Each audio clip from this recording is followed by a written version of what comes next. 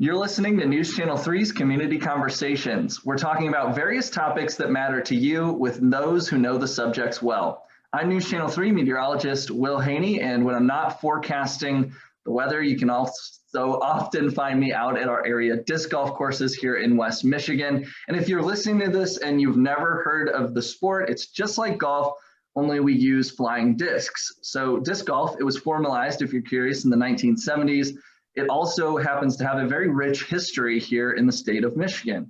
And that's a little bit of what we're going to be talking about today, but also the rapid growth we're seeing in the sport now and where it's heading into the future. So in order to do that, I'm joined by two very special guests, going to introduce you to both of them individually. We're going to do this Royal Rumble style. You guys ready? So we have Andrew Marwede. He started playing in 2015. He has a current rating with the Professional Disc Golf Association of 1028, and he is the #1 rated disc golfer in Michigan currently, and also was the highest rated in Michigan history. The 2020 Michigan State Champion. He's won 3 A tiers, 41 career wins. He is sponsored by Innova, Great Lakes Disc, Tilly's, Mitten Bags, and Aloft Disc Golf. He's from Alpena, but a graduate of Western Michigan University, which I think, Andrew, we can kind of claim you as a Kalamazoo native for that reason. Welcome, and thanks for being here. Awesome, thanks for having me. Yeah, for sure. And we'll get back to you, Andy, in just a second. But first, I have another local legend in the Michigan disc golf community, also with quite the resume. His name is Larry LaBond. Larry, you started playing 30 years ago in 1991 in the Ann Arbor area. And just to rub it in a little bit, that is longer than both Andrew and I have been alive. So definitely a legend. And since then, he's designed and built more than a dozen courses, mostly in the Kalamazoo area. He's also a member of Michigan's Disc Golf Hall of Fame. He runs the K-Aces Disc Golf Leagues in the Kalamazoo area, which is going on its 27th season. He represents Team Discraft and has for 15 years. Discraft, by the way, is a Michigan-based manufacturer of discs. And probably, I would guess, Larry, that you would probably agree. One of your kind of career accomplishments, one of the bigger ones, was you were the tournament director of the 2008 Pro and Amateur World Championships, which happened in Kalamazoo. It was the third time professional, amateur, and junior world championships were hosted together, and it will most likely, you say, never happen again. It was also one of the largest disc golf tournaments ever, and it, like I said, happened right here in Kalamazoo. Pretty awesome. I want to mention, Larry, it's kind of cool. I sometimes still see a little sticker from the 2008 World Championships everywhere, so it has its markings throughout. So Larry, you have quite the resume. You also, I want to mention, you were the tournament director of the 2015 Amateur and Junior World Championships, which also took place here in West Michigan. So Larry, quite the resume to say the least. Thanks so much for joining us. Sure, thank you. Yeah, all right. So we're going to kind of have a conversation, ask some questions I'm curious to get your take on. I guess the first one, this is a great kind of jumping off point, and you've probably been asked this before, but what is it about disc golf that you love? And maybe as a second part to that, how did you get introduced to the sport? So I guess we can start with Andrew, and I'm just curious what your thoughts are on that. Okay, yeah, it's definitely a few things. Obviously, I've always loved sports, so disc golf was like the transition from basketball to disc golf, and just like the competition of the tournaments, but not just for the sports and competition side, but just like the flight of the disc is always just a super like pleasing to the eye, experience. Yeah, when you finally craft that shot and Exactly. you visualize something and then it actually happens, really rewarding. And Andy, tell me a little bit about some of your other sports background, just briefly. Yeah, so I played basketball growing up until high school, and then I actually played a couple years of collegiate basketball. And it was kind of right after I stopped playing college basketball, I made the big switch to disc golf, and that's kind of when I took it more serious. So. Okay, very cool. And Larry, you said you started 30 years ago in the Ann Arbor area. What got you into the sport of disc golf? I actually got a job in a park that had a course. So I was a park ranger one summer, came back home from Western for the summer and had a job as a park ranger. Okay. What's funny is, Andy, you worked at Robert Morris here, the Comstock Parks, right? Yeah, so that you was were actually, kind of doing, yeah. Yeah, it was one of my internships when I was at Western. I was like, wait, I get to work at a park that has a disc golf course on it. Sign me up. Yeah, that's just funny that you kind of both had like kind of similar roles. I know Andy, you've told me like on your lunch break you would go and putt off of hole 9, but yeah, well, that's just kind of a funny tie. And one thing, just for those listening, if there's someone listening or watching that's never really played or not that familiar, you can find disc golf courses at a lot of your area parks, and in most cases the courses are completely free to play. And, I mentioned it earlier on, Michigan has a very rich history in the sport of disc golf. And Larry, you know a lot about that. Could you give us just kind of a maybe brief significance of Michigan, almost like a little history or timeline of what really put Michigan on the map as a disc golf, I guess, state?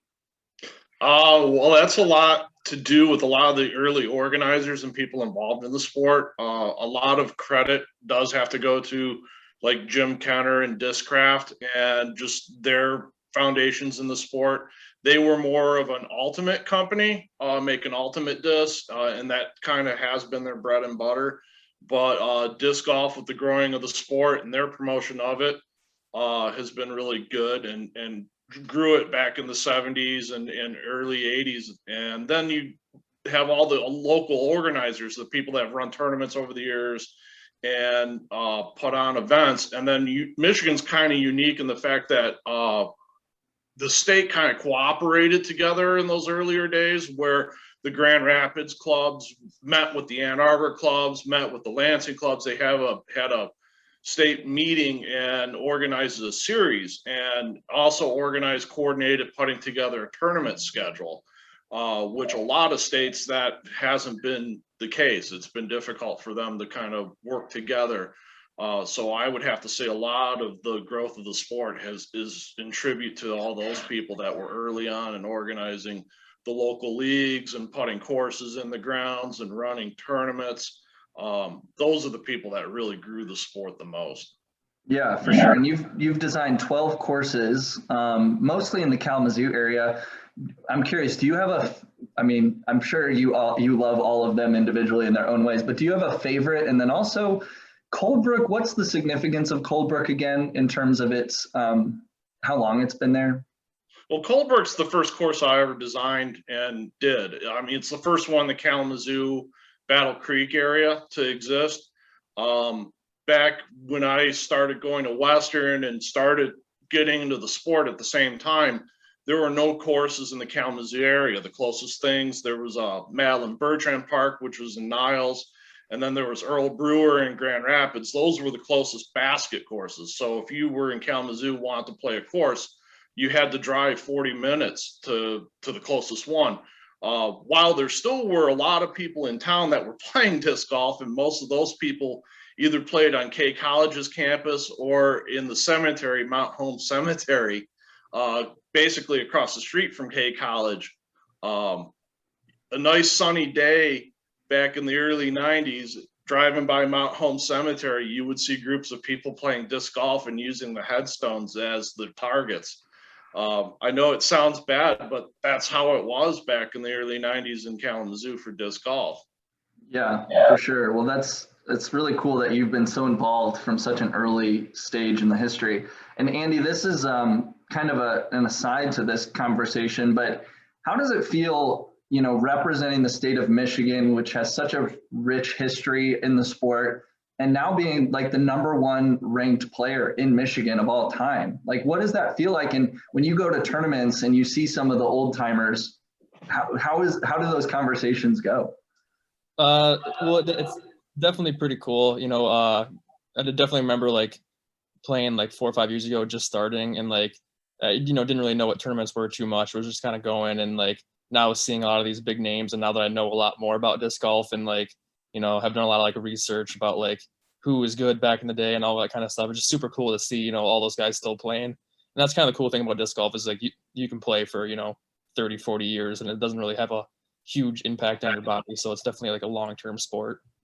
Yeah, for sure. And I want to go back to Larry just really quickly, because Kalamazoo was really put on the map in the disc golf world back in 2008 when it hosted the Worlds. And I'm just curious, I didn't even really realize it kind of hit home again when you said that it was the professional, amateur, and junior worlds that all took place in Kalamazoo.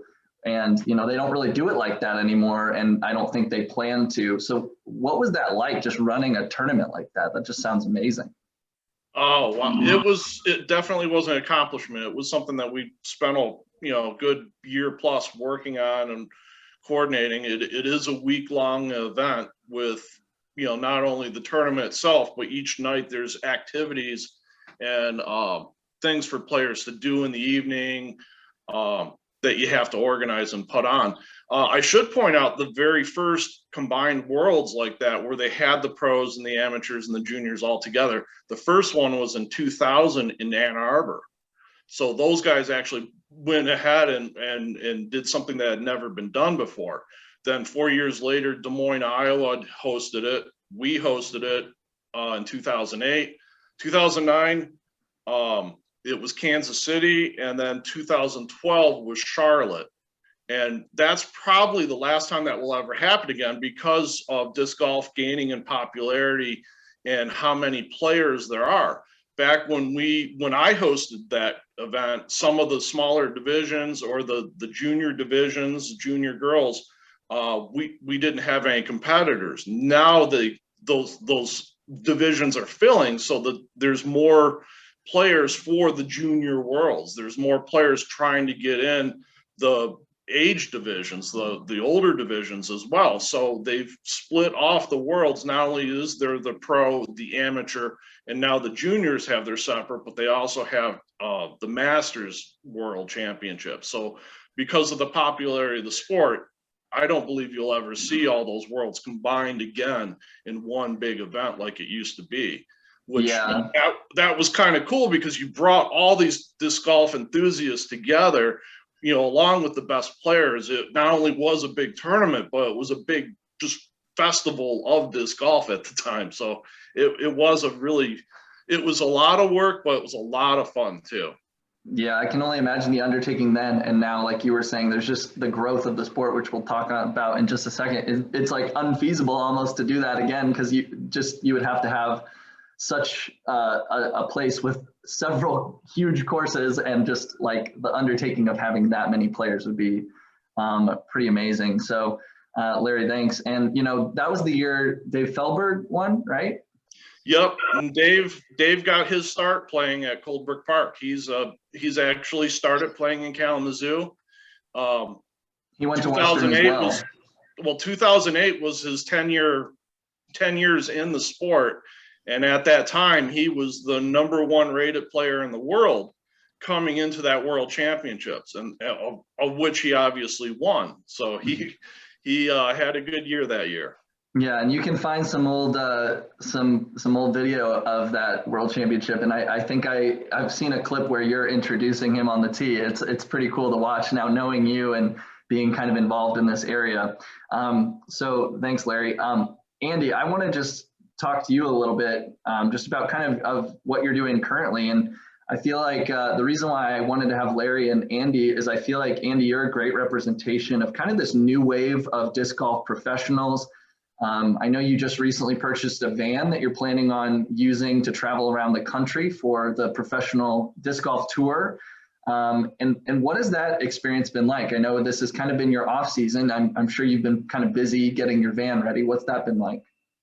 Yeah, so I recently just bought a Ram ProMaster cargo van, and I'm like building the inside of it pretty much to live in for 8 months of the year when I'm traveling. But it's definitely a lot more work than I thought was going to be. A lot of hours watching YouTube, a lot of hours, in the van up in Alpena, Michigan, where it's freezing cold all the time. It's definitely tough, but it'll be worth it. It'll be something nice to live in. It'll be a lot easier than last couple years, trying to live out of the back of an Equinox that just recently died this winter. So it was an easy transition to make this big purchase, but it's gonna be pretty sweet when it's all done and finished with. Yeah, rest in peace to the Equinox. Shout out. So the what people might not realize, so these professional disc golfers, when you guys go on tour, a lot of people have like cool rigs in different vans. Some people have RVs, small size RVs. It's a really, fascinating culture. You guys literally just drive around the country. And Andy, you kind of mentioned, you have this background in collegiate basketball. Tell us a little bit too of what you do in the off season. You're a basketball coach, right? Are you your assistant coach or what? Yeah, this is my second year as the assistant coach for the Alpena Community College men's basketball team. It's actually the old college that I used to play at. So one of my actual old AAU coaches back in junior high is the head coach. So that's how I know him. But yeah, so from like November until usually the season ends right about now, but because of COVID, the season got pushed back about a month. So, I'm sticking it out until the end of the season. Otherwise I'd be on tour right now, but yeah, just helping out, being assistant coach, staying in shape, but it's definitely a lot of fun. The coaching aspect, aside from actually playing. Yeah, and Andy, that was my next question. What is the overlap? Is there an overlap between coaching and what you've learned as an assistant coach? And you just mentioned, staying in shape. I'm sure you probably are working out sometimes with those guys as well. But what is the overlap between like an assistant coach role and then taking that to your play during the spring, summer, fall?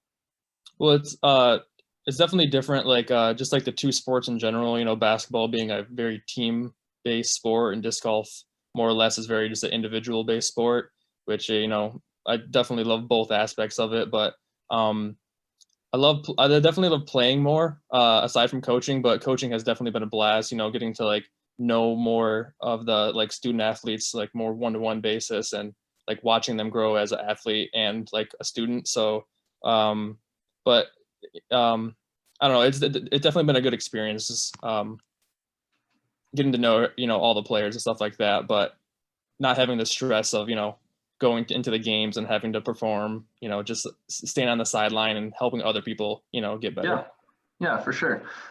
So just want to run through some pretty crazy numbers. You both have probably heard this, but the Professional Disc Golf Association, which is the sanctioning body, by the way, of disc golf across the world, they put out a little press release actually a few weeks ago, just detailing some of their numbers, their increasing numbers from the 2020 season. So they had 26,632 new members that joined the PDGA in 2020, which is an 84% increase over 2019.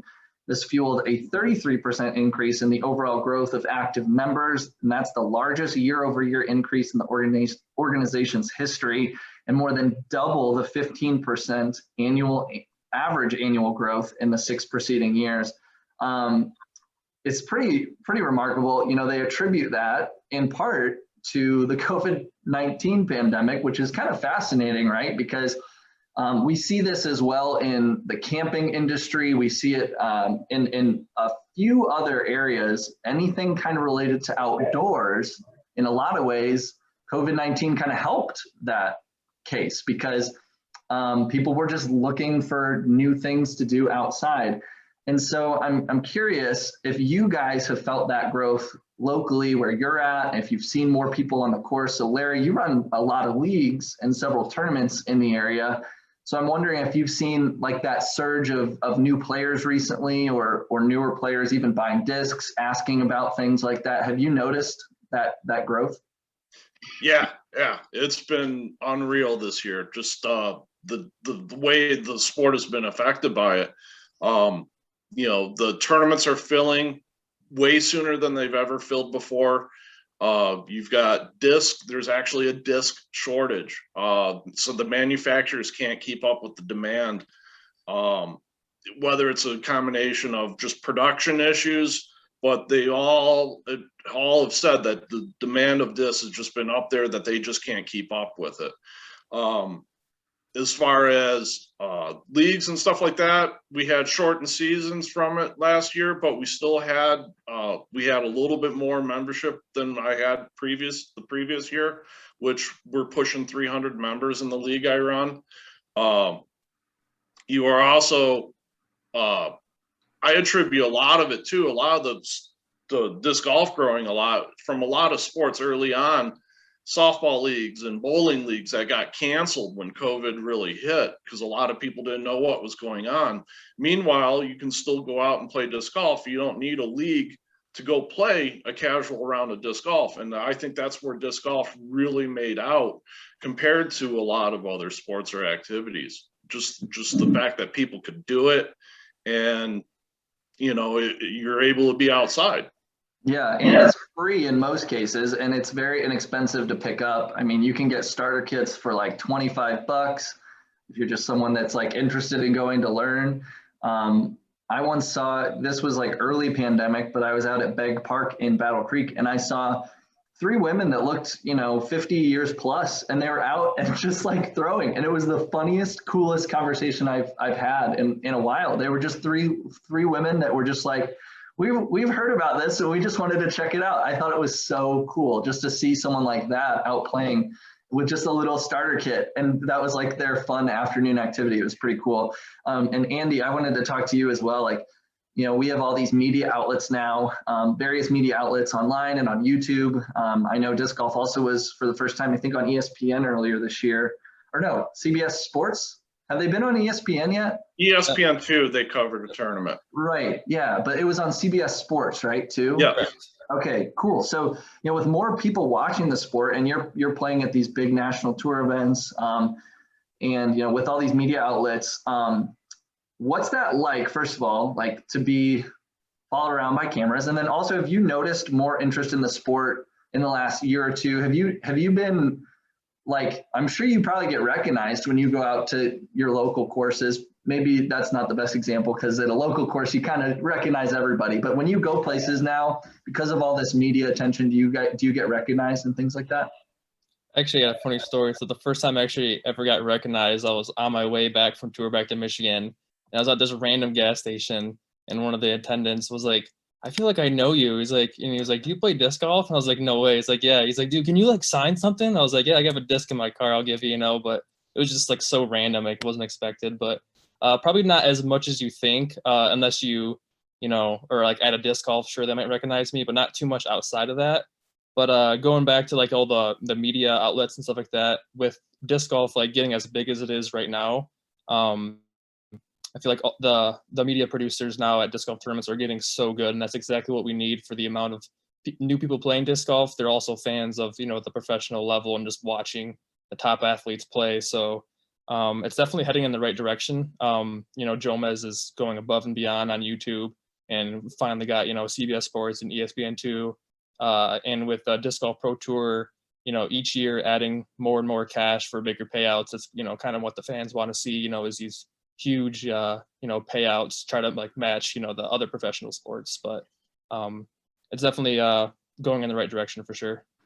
Yeah, and that's a great jumping off point. And that's kind of the last part of this that I wanted to touch on is disc golf going into the future. And it was just announced a few weeks ago that Paul McBeth, he signed a 10-year contract with disc golf for $10 million.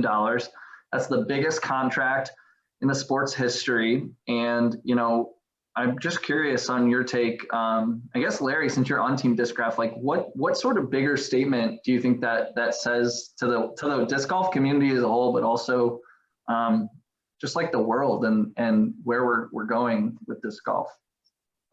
I think it says a lot to where the sport's heading, for sure. I mean, that back, when I started, a great example, Ron Russell, who won the Worlds in 1999, when he toured, people around the country would set him up with roofing jobs. So he could do a roofing job during the week and then play the tournament on the weekend. And he toured basically funding himself that way. Discraft helped him out back then, bought him a van and helped him do it. But I mean, he made his living basically roofing. Nowadays, the guy's getting $1 million to play disc golf without having to win tournaments and worry about expenses and stuff like that. So it shows that the sport's there. It's a legitimate sport. People are making a living at it. People are competing at it. There's a high degree of skill involved in being one of the top players. And it just gives a lot of validity to the sport that the sport didn't have for quite a while. And still a lot of people's minds, they don't have. I remember having to explain what the sport was every time it got brought up to people. Nowadays, I don't have to explain it at all. People all either have tried it or they know somebody that plays it. It's the case all the time. Like I said, I used to explain to everybody. Now I don't have to do that anymore, which is the great thing to see that it's just grown so much. driving down the highway and seeing stickers on the backs of people's cars, and seeing baskets in people's yards when you drive by, and just seeing just about more and more parks and courses popping up everywhere. Back when I started playing, it wasn't that hard to have played every course in the state. Now there's hundreds of courses in the state, and to play every one would be a full-time job to try and go play them all. So it's great to see. It's really been something to see. Yeah, for sure. And by the way, Paul Macbeth has a pretty sweet RV that he travels around in. I want to mention that as well. Won't be long before he gets a I plane. guess, what do you say, Larry? I said it won't be long before he has his own plane. Yeah, right. His own private jet. Yeah. Pretty cool. Well, Andy, what's your reaction just briefly to that announcement? Well, it's definitely, above and beyond, but I think it's pretty cool because it's finally like it's one of the very few people that have, their contracts are known. Disc golf was one of the only sports where a lot of the top professional athletes, like, nobody knows their contracts. So like, I don't know what this guy's getting paid. They don't know what I'm getting paid. Like, the contracts are always, they're secret, So I feel like the more we can have these bigger contracts come out, hopefully disc golf will head in the direction where, like you see on ESPN of so-and-so signs this contract, so-and-so signs this contract. So I feel like if people's contracts are getting known, then it, only drives the ante for other people to get signed for more. So it'll hopefully all the rest of the top players will, hopefully get these better contracts as well. Yeah, that's an interesting point from your perspective that I hadn't really thought about, is like comparing it to these other sports. And I mean, it is interesting. Like, it seems like they're trying to kind of set the precedent of, if you're a big, huge name, like maybe we should start talking about what is in your deals. I think that's really interesting. And Andy, I mean, this is a pretty broad question. So maybe just like one or two things like that what you think, but outside of the obvious, practice more, play a lot of tournaments, what do you think it takes to be a successful professional disc golfer? Just like the dedication, like, yes, obviously practice, but just like the lifestyle in general, and a lot of that has to do with like how you mentally prepare yourself. Like disc golf is a very frustrating game. A lot of stuff is outside of your control. Like, as soon as the disc leaves your hand, you have 400, 500 feet away from you where it has to go. So there's so many different things and obstacles that can happen. And it's a lot of it is, luck based, not most of it, but some, which can have a very, deciding factor, of the outcome of, what happens in a tournament or just a single shot in general. So just being able to like overcome that, and move on to the next hole, because there's usually 18 of them. So, one bad shot's not going to kill you, but a lot of it's mental, obviously physical as well. But just the dedication to the sport in general, practice, lifestyle, your, mental abilities and stuff like that. But definitely a lot of hard work. Yeah, just like ball golf. I mean, it takes you got to be stone cold up there in order to be really successful when it comes to playing. And there's some people that can channel like that focus if they're a fiery type of player. Someone like Nico LaCastro that can really sometimes channel that and go shoot an incredible round. But I feel like the majority of the top tier pros that you see are these guys that can just handle any sort of adversity and just power through. So Andy, I'm curious if you have like, maybe, I don't know if you have like your own kind of mantra, or mission statement, or what's like some of your goals as a disc golf professional? What do you hope to what's the legacy one day you hope to leave in the disc golf world? I'm not sure legacy, because I at least hope to think that I've just started type of thing. Yeah. So, but I've won my fair share of tournaments, but my goal, at least shortish term, was hopefully to win like a disc golf pro tour or a national tour, on the road. I've gotten close, I've gotten a few top 10s, and I've gotten third is my best, but to really win on the biggest stage would be the ultimate goal of mine. Yeah, for sure. And Larry, you have a couple tournaments that you're running this weekend. And Larry, do you have a number of how many tournaments in a typical year you run? I feel like you do at least one or two every season pretty much. It depends if you count some, like the tournament I'm running this weekend, it's a 2-day tournament, different divisions playing each day. I mean, if you count those as separate tournaments, I'm probably about a dozen to 15 tournaments. But non-sanctioned and sanctioned tournaments, I'm probably somewhere around 10. Okay. Yeah, I mean, and so do you have anything else kind of coming up or in the works aside from some of these tournaments you've been playing in? Well, the big tournament that I'm running this year is the Michigan Disc Golf Hall of Fame Classic, which is kind of a newer tournament, and it's here in the Kalamazoo area. Right now, we've got a couple hundred players signed up, and in fact, our pro men's field is already full with a wait list on that, but lots of room for amateurs still. We're running a total of 6 courses for that event, so it's going to bring a lot of disc golfers to Kalamazoo for a few days. And When is that, Larry? It's late May 22nd through the 23rd. Okay, great. And Andy, you're playing in the tournament this weekend. It's the Lumberjack, right, Larry? Yeah, the Lumberjack. It's at Oshawa Township Park, and Okay. Andy is signed up. Yeah. You're still planning on making it, right, Andrew?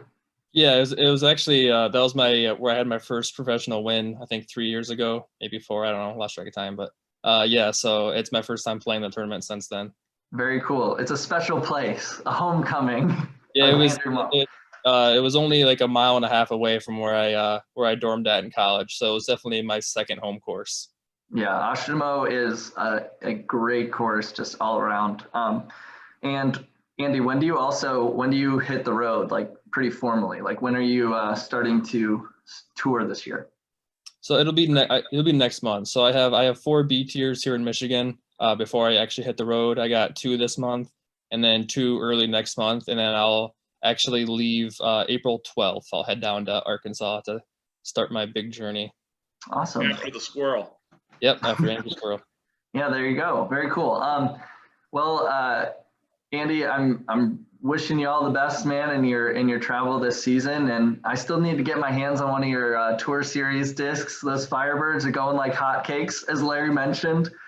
These manufacturers can't keep up these days. So, but anyways, if you're interested in maybe checking out disc golf, you can probably head out to Oshmo. You can get your signature from Andrew as he's practice putting. And, just like that guy in the gas station, you can go get your Andrew Marwede signature. But do you guys have any final thoughts? Larry, just to kind of wrap up, I'll start with you.